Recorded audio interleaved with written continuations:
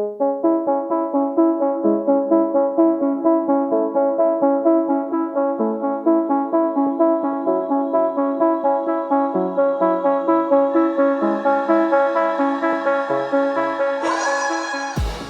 and welcome to the Blackout Podcast, where I get to talk to amazing people who do amazing things. And today, my guest is my friend, super talented, super hardworking, Irene Saliendra. I got that correctly, yeah, right? Hi. Yeah. How are you doing today? I am great. How are you? Good. So, we're talking and there's so many things I want to touch. But first, I want to start with your Instagram, like the photos. How did that come about? Oh my gosh. Really, it just started at the beginning of COVID. So that would be February 2019, about there, or 2020. Mm-hmm. My friend and I, it was just kind of, I was newly single and I was just like, let's do something crazy. And the craziest thing I guess I could think of was, let's go take a bunch of photos with a photographer and see if I like it. And I did 1, I did 2, I did 3, and then all of a sudden, like, I just started building this network of amazing, talented photographers and a network of amazing, talented artists, and it just kept going from there. And then now it's an outlet for me to be creative in a new form that I don't get to do on my day-to-day in work. Apart from the photos, which look great, by the way, the captions you put on there, like, it's like each one tells its own story. Why are the captions important to you? Because I feel like when in Instagram, it's so easy just to like look at a really pretty person and be like, wow, that's a great photo, which is also great and fine. But I want a little bit more depth in everything that I do, a little bit more substance. And so if someone comes across my photo on an explore page or just like on their day, and a caption, even if it's just like a sentence, if it resonates with them, that makes me feel like I'm doing something good today. Even though it's indirect and they might not know it or they might need a little reminder. I think that's really cool. Yeah. Who styles it? Like, do you do all the styling yourself? I do. I don't always look great, no, but you when do. I do, I can do it. No, you do. How was we're still in the pandemic, but at least the beginning parts of it, how was that experience for you? I think it was March. Everyone is going about their life, and then it's like, oh no, everything is on lockdown. Everything was cut. Yeah. Well, luckily, I did a couple shoots prior to that. Like, at one point, I remember I was doing, like, Sundays, Saturdays, Fridays, Thursdays, and I would just be going out with all these creative people, and it was so much fun on my downtime. And then when COVID hit, it was just like, oh, I just have all this backlog of content, so I just dripped it out slowly. But when social distancing came and when we were able to go connect with people, well, photography was a really great source for me because to get a best shot, you have to at least be 6 feet apart from me. Like, no one's shooting that's close to me, and I don't want anyone that close to me. Why not? It's too close. Too much detail. I mean, I think, like, personally, sometimes, because, like, I have a film background, so sometimes when you want to, like, pull an emotion, you want to, like, jam the person right on the screen, because, like, you want the audience to feel something. Yeah.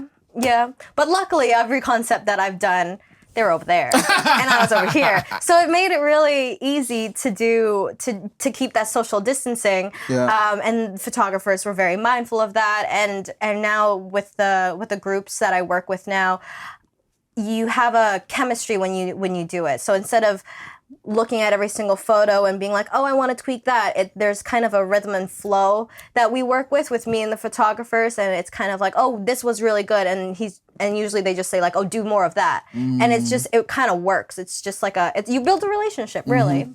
Do you how do I put this? Do you come up with the concepts like before? So when you reach out, or how does it even happen? Who reaches out to whom first? Like, is it you to the photographer or the photographer to you? And when the person reaches out, how do you decide with the concepts for the shoot? So a lot of the more creative things, like I did a Queen of Hearts shoot one time. I did like another one that was kind of like dripped in gold.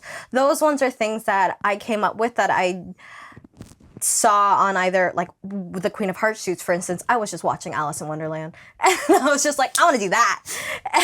But for like Dripped in Gold, I remember I was listening to a song, and I was like, wow, it'd be so cool to kind of personify this concept. And I reached out to a photographer, and we still have so many other shoots that we want to create. I'm just managing my own self. But that's kind of how it evolves, and it's just like, okay, what kind of lighting do we have to put in? What's the backdrop? Or do we want the focus to be on the whole concept, or do we want it to be just on you? So it's a lot of collaborating back and forth, and I find I like that kind of style of photography more than just like, oh, here's me in a pretty park, which are great. Like, I think those are amazing photos too and are stunning, but I love being out and doing something really different and creative. Like, I collaborated recently with Caitlin, and we did kind of Disney Princess Gone Wrong. So she made this really cool latex dress with fringe, and the photographer was Stephanie.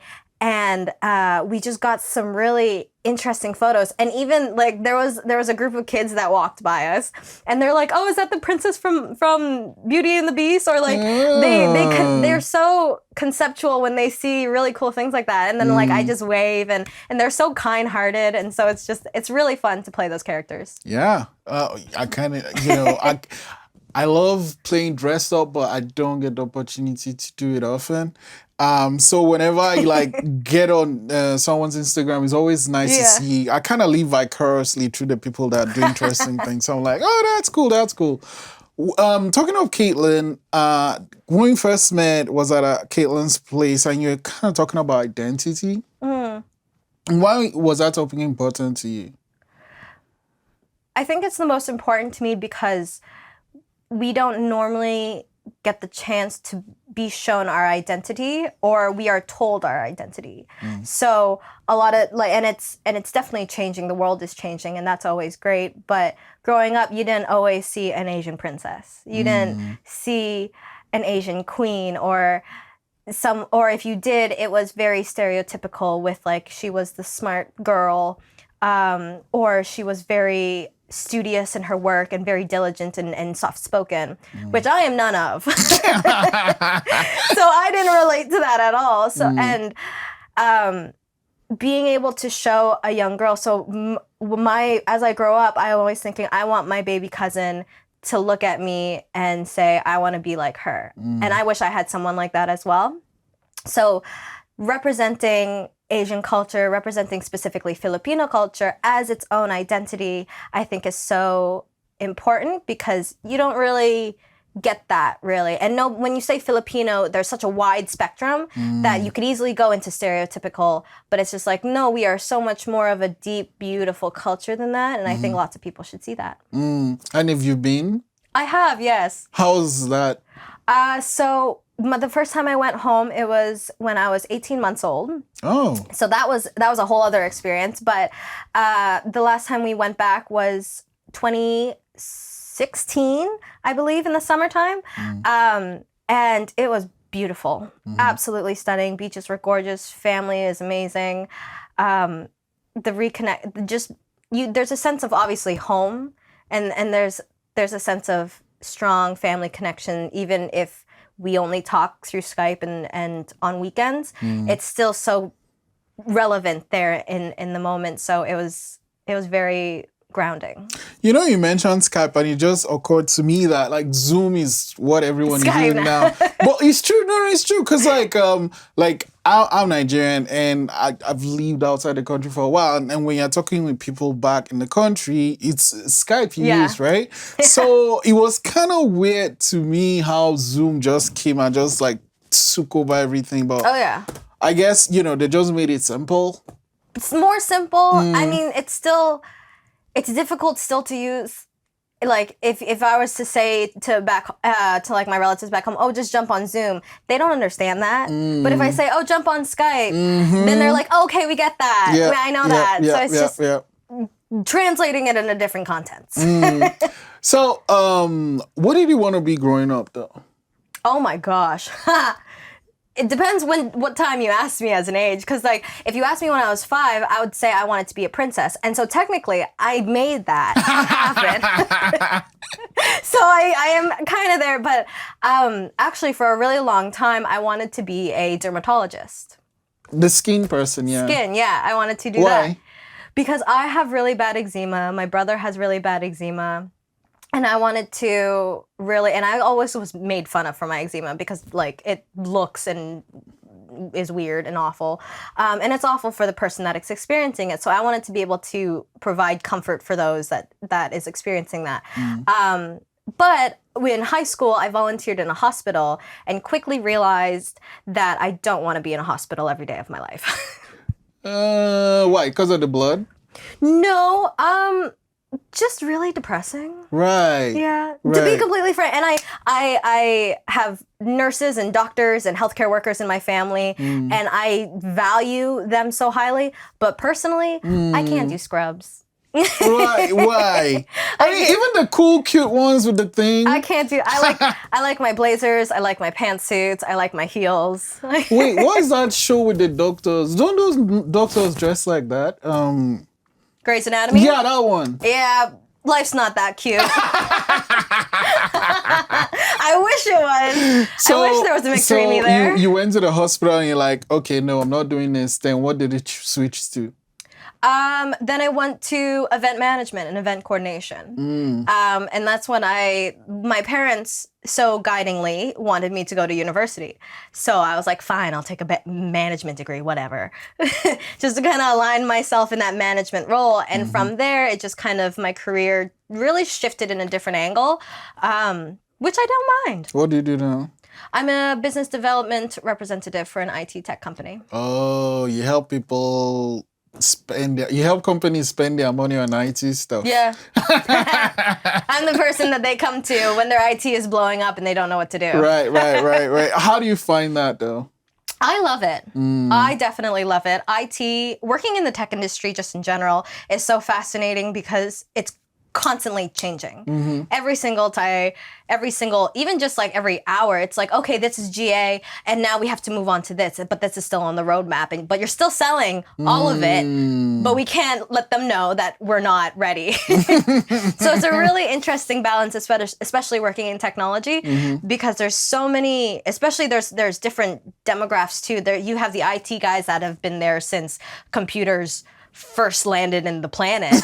And then you have the millennials who only know TikTok. Right. So it's a really interesting way to communicate the evolution of technology and then why to buy to every single demographic, because it's different in every organization. And that's the greatest of the challenge, I think. So one thing I find, and you can tell me this, but is that people that tend to help people buy IT stuff, like do the business development part, they kind of stick with things for long. So like, they don't switch to the new phone and like to the newest. Is that with you? Is that the same thing with you? For our technologies, well, for ours specifically, you're in a contract, so you can't leave us. Right. You can't leave me even when you want to.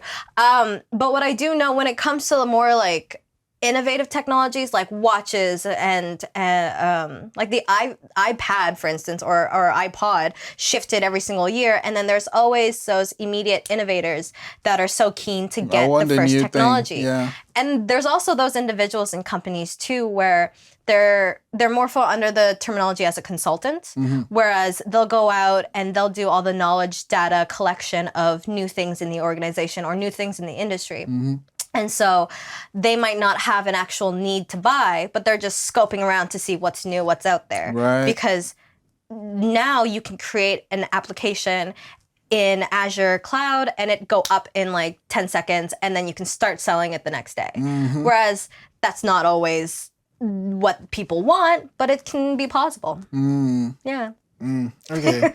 So, and then we talked the other day, and with a friend of yours, you're starting this company. And I don't want to mutter the name, so I'm just going to let you tell me about the name of what the company's about. Yeah, so we're starting a company called Fem Entity. Fem Entity, yeah. Fem Entity. Okay, and what's the idea behind it? So, in such a masculine dominant world, femininity and expressing your feminine power has very much depressed and been suppressed in a way that that's not ideal for you to succeed. And I show it as well. And to clarify, feminine and masculine energy is regardless in gender. So we have feminine, masculine energy within us. It is also expressed as like yin and yang, sun and moon. So it has many different forms, but at the root of it, society and patriarch, whatever you want to call it, has said that the route to success is through hard work, dedication, perseverance, actionable road. That is all masculine energy. And it's all great. It's all needed. But it suppresses our feminine energy and it causes us to be burnt out, causes us to lose creativity, not be insightful, or not want to do what we are truly have the potential to do. So by showing and modernizing the concept of feminine energy into now like things like self-care and understanding yourself, self-reflection, self-awareness, it gives the person a little break and it's okay to take a break and what those breaks look like and what to do in those breaks. Because like, I mean, we can all sit down for 15 minutes and do nothing, but that doesn't mean that we're doing anything beneficial for us. Yeah. Yeah. So what femininity is just the different ways to empower your feminine entity to be your truest potential. And why did you decide to create this company? I am very masculine energy dominant. And I'll be completely upfront with that. I'm not someone that's I'm very balanced. Nope. I found out I was unbalanced when that summer I had a really bad health flare-up. So I was pretty much housebound for most of the summer. And that just caused me to read. And the more that I read, the more that I realized and reflected within myself, I'm not loving myself to the truest of my potential. And I'm not giving myself that kindness that I should deserve.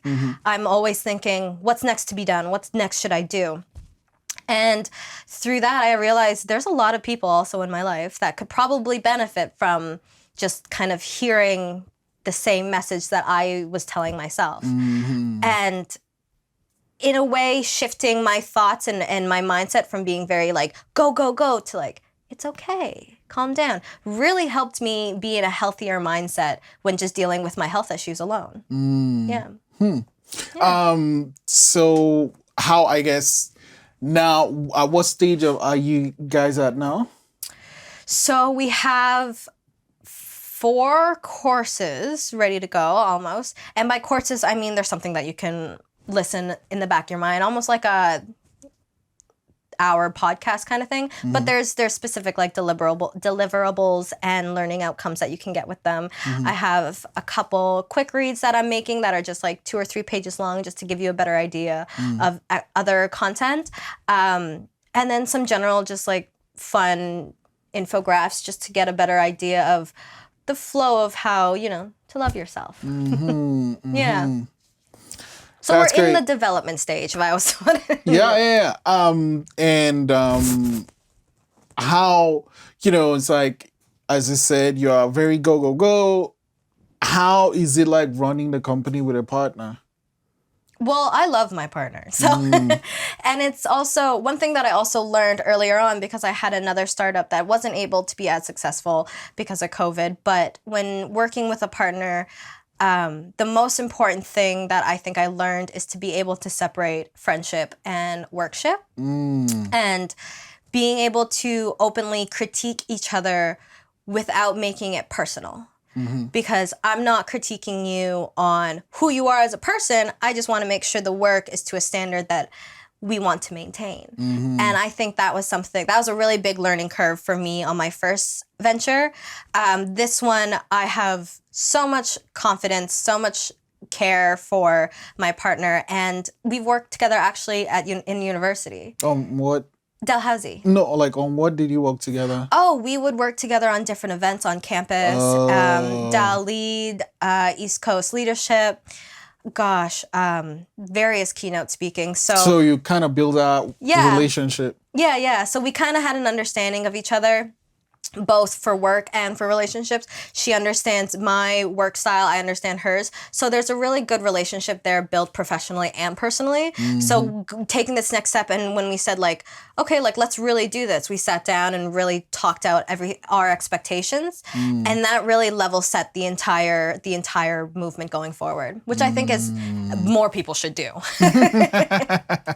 Yeah, you know, and especially I like that whole we're friends, but you know, we are working now. And being able to split the two just keeps the company going to where you want it to go. So, what are some plans you have with Fementity, and how can people interact with you guys?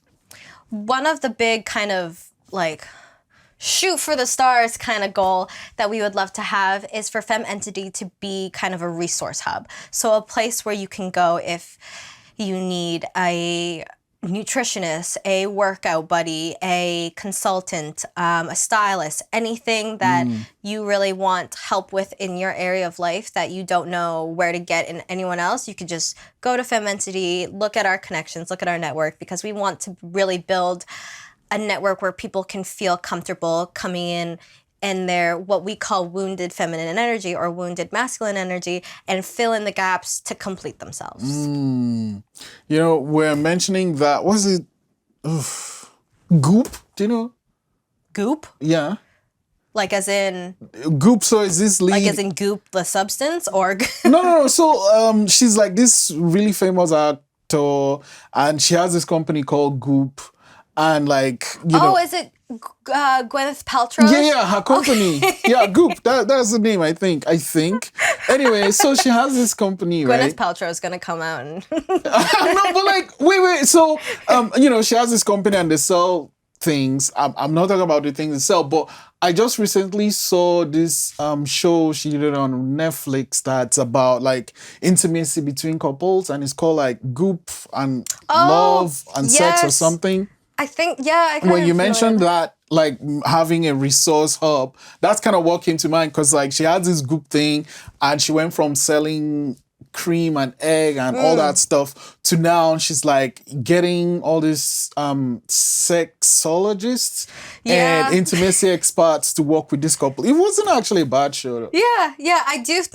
Some of the things she does, I'm like, whoa. Yeah. But definitely something, especially when it comes to sex and feminine energy, that's something that we really want to make kind of a whole section of our piece, because aside from us not liberating our feminine energy, I feel like just females and sex, when you put that together, people are immediately quick to start like trolling the comments or saying something about like, oh, women should be this, women should be that.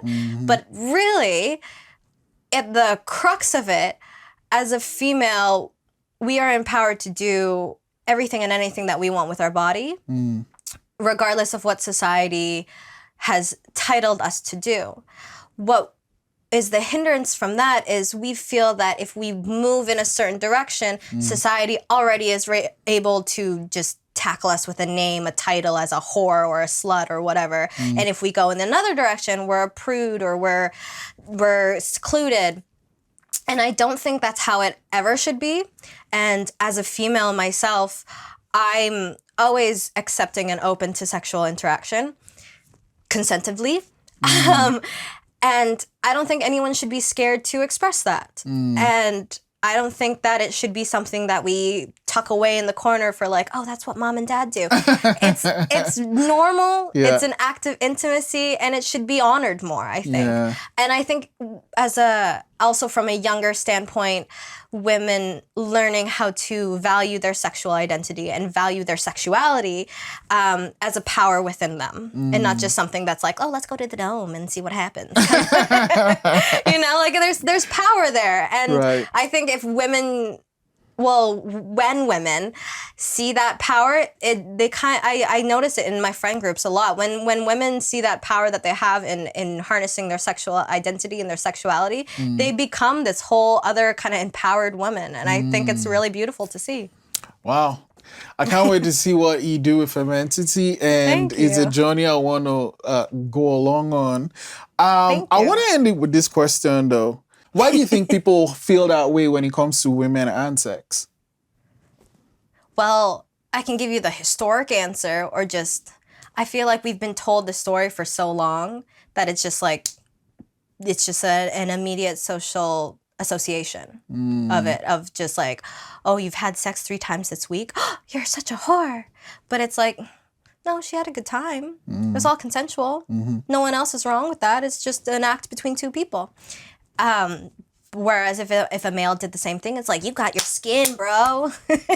And which is such a strange concept to me, but really it's just a story that has been developed and solidified over years and years and years. And now it's gotten to the point where it's actually impacting somebody's mental health or somebody's identity of how they see themselves. And I don't think that's right. I think we should be able to just be freely who and whatever we want to be. Wow. It's always great talking to you, Irene. Oh my goodness, thank you. Thanks for coming to the Blackout today. Thank you. Thank you for having me.